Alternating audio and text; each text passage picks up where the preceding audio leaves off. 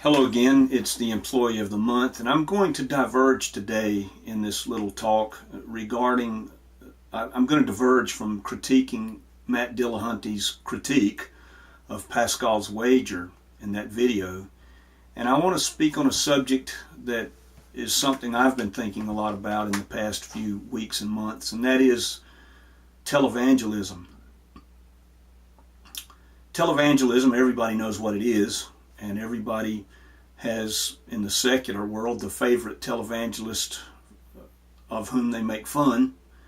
And I must say, as a Christian, I think that a lot of the lampooning and the critique that comes to televangelism from the secular community is a valid one. I feel myself a certain shame regarding some of what has happened in the Christian culture because of televangelism. I know that I, as a Christian on the ground, so to speak, have done many defenses of Christianity that have been really defenses of the fact that there are televangelists who seem to be taking advantage of their audiences. And I can't deny that critique, unfortunately. Not for all of them universally. Are there some who are pure? I think there are some who are pure in that they see what people saw 60 years ago in the explosion of the television medium in this country. And they thought to themselves, if television is going to be this nearly ubiquitous medium, then it would make the gospel's promulgation far easier, more efficient. Instead of going from place to place, why, we can have millions of people at once hearing the gospel message. And so they, with a very pure motivation, raised up money and found themselves able to buy television time. Well, as time went on, the 70s and 80s came along, and we found ourselves with actual Christian networks, wherein by buying time from the broadcast media, they were able to kind of piggyback on their broadcast signals and create networks for themselves, by which a certain segment of the broadcast day would be bought and paid for and blocked out. And then, of course, we have actual, because of cable and satellite television now, we have full-fledged Christian networks where all day long, 24/7 Christian things, whether it be musical or conversational or variety shows, conversations, interview shows with celebrities within the Christian community, preachers, every imaginable kind of teaching that could be thought of is broadcast and paid for, and then the Christian network operates at a profit from having this time sold, wherein they can be utilized to piggyback as a piggyback system for all the people who would like to see their message broadcast in that way. And so the same thing that has happened to network television began to happen to Christian television, and that is, if you take, for instance, the network's broadcast of NFL football games, there are 4 networks presently that I'm aware of, at least where I live, that broadcast the football games. The amount of money that flows between network and the NFL, between the NFL owners, the NFL stadium operators, the advertisers, is staggering in the course of the 32-game series that we now, the 16 games, 32 games with 2 leagues that we now play. Staggering amounts of money. Well, that's because in television itself there is a staggering amount of money that flows constantly from broadcast to advertiser and so forth. I mean, we pay cable bills on top of the fact that we watch commercials, and those commercials are being paid for, and we're paying cable bills, and they're, I don't know how many, the number of households in our country right now who are without television would be a statistical zero. There may be some there, I have no doubt, but statistically they would be zero. Television has become, indeed, that ubiquitous medium. Well, because of that, the televangelist world is subject to the same income flow. What happened was the purity of heart that said television is a medium by which the gospel can go out in a very efficient manner also became the medium by which the funds raised to broadcast the gospel through the television medium could also be raised in a very efficient manner, and the money started to flow there. Now, on the one hand, not a problem. Everything has a cost involved. But the gentrification of those costs, naturally the monies now become, in some people's minds, kind of obscene. As far as paying for the medium, no problem. But what is a problem is when the televangelist, him or herself, begins to think themselves deserving of a lifestyle that lifts them out of the constituency of people for whom they are holding forth their broadcast.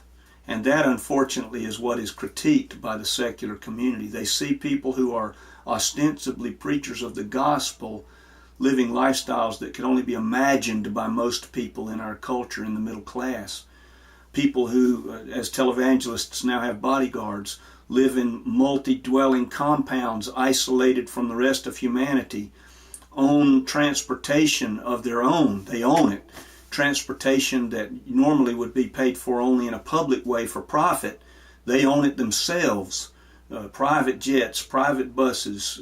It just becomes unfathomable. And then on top of that, living lifestyles, drawing salaries from their ministries that are so ostentatious that they are completely divergent from any connection with the people for whom they are holding forth.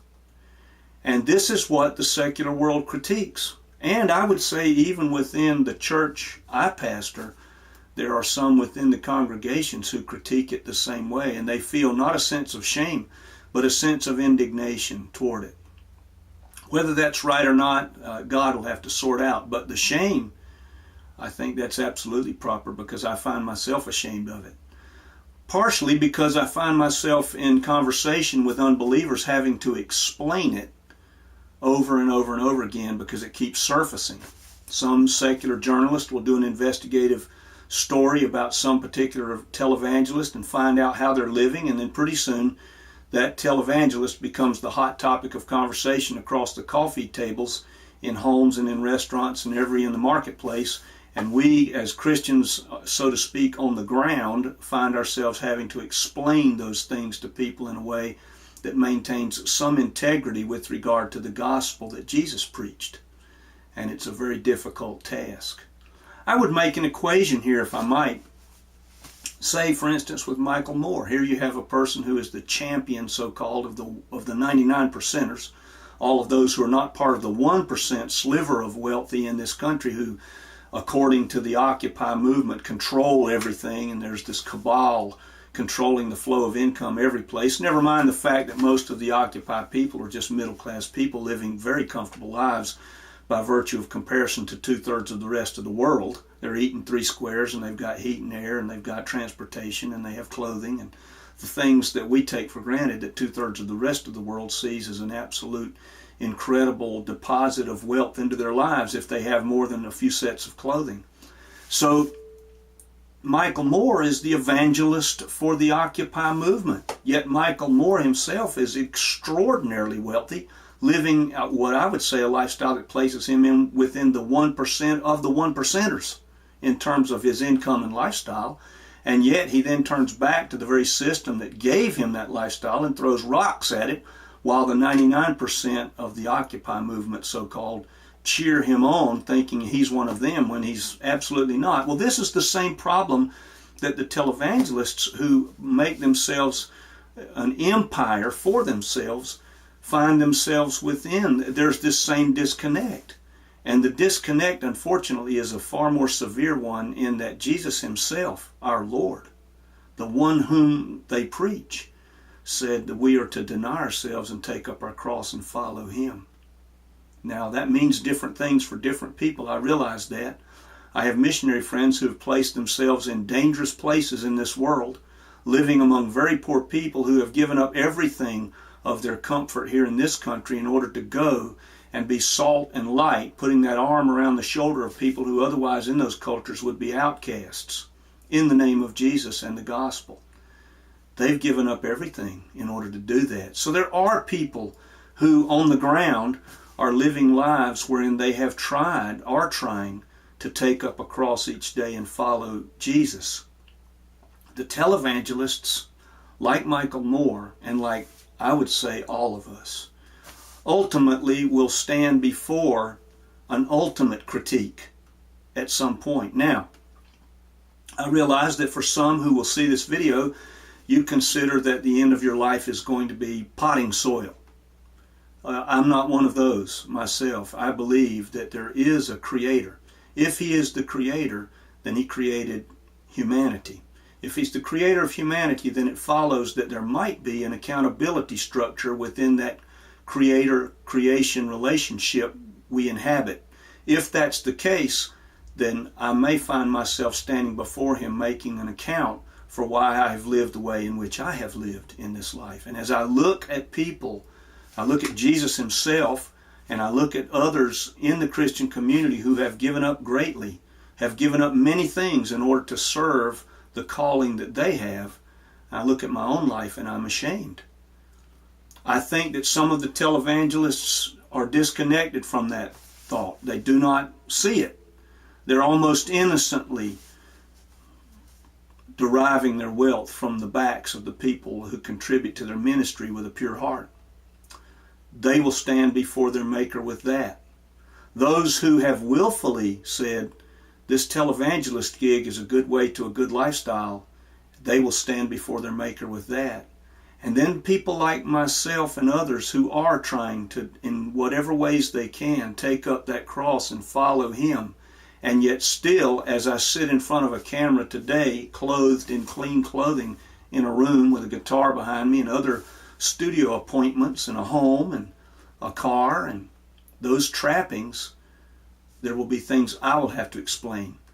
One of the things that the secular world charges us with most frequently is this: that we are hypocritical, that we say one thing with our mouths regarding God and the gospel and Jesus, and we live in a different way. Well, I'm going to say to all of you out there who do not believe and who have that charge for us as we who are part of the group called the church, the followers of Jesus worldwide, I'm going to say you accuse us of hypocrisy, and you are absolutely correct. We are hypocrites, all of us. On one level or another, the best of us are hypocrites. We do speak one way and live another. That's why we brought ourselves to Jesus. That's why we're Christians, because we recognized within ourselves that we have defied our own consciences and we need a remedy for it. That remedy is the forgiveness he provides on the cross, and I'm very thankful for that remedy. For the televangelist who willfully takes advantage of his followers or her followers, what will be for them, I don't know. But I can say for me, I know that I'm a hypocrite. And yet I've brought that hypocrisy to the cross and asked to be forgiven for it. You all who are watching this video have that same opportunity. I hope that this video will in some way provide some feedback. If not, that's the way it goes.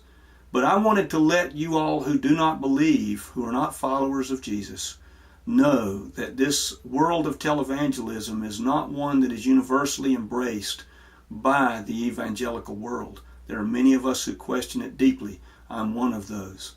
So thank you so much for paying attention. Until next time, it's the Employee of the Month. Thank you for watching.